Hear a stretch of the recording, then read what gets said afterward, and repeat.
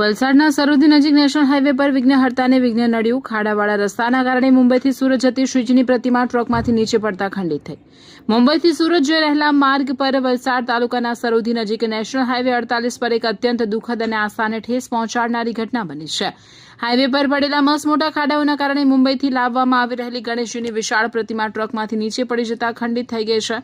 પ્રાપ્ત માહિતી અનુસાર આગામી ગણેશોત્સવ પર્વને લઈને મુંબઈથી એક સુંદર ગણેશ પ્રતિમાને સુરત તરફ ટ્રકમાં લઈ જવામાં આવી રહી હતી. આ દરમિયાન વલસાડના સરોદી નેશનલ હાઈવે પરથી પસાર થતી વખતે રસ્તાની અત્યંત બિસ્માર હાલત અને ઊંડા ખાડાઓના કારણે ટ્રકમાં રાખવામાં આવેલી પ્રતિમાનું સંતુલન બગડ્યું હતું અને તે વાહનમાંથી સીધી નીચે રોડ પર પટકાઈ હતી.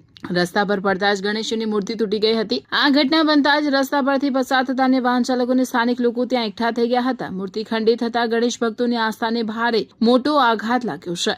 આ સમગ્ર દુર્ઘટના માટે નેશનલ હાઈવે ઓથોરિટીની ઘોર બેદરકારીને સીધી રીતે જવાબદાર ઠેરવવામાં આવી રહી છે. વાહન ચાલકો પાસેથી અધધ ટોલ ટેક્સ વસૂલવા છતાં રસ્તાઓનું યોગ્ય સમારકામ કરવામાં આવતું નથી. આ ઘટના બાદ લોકોમાં હાઈવે ઓથોરિટીની નબળી કામગીરી અને ભ્રષ્ટાચાર સામે ભારે આક્રોશ વ્યાપી ગયો છે. જનતા દ્વારા તાત્કાલિક ધોરણે રસ્તાઓનું સમારકામ કરી ખાડા પૂરવાની ઉગ્ર માંગ કરવામાં આવી રહી છે.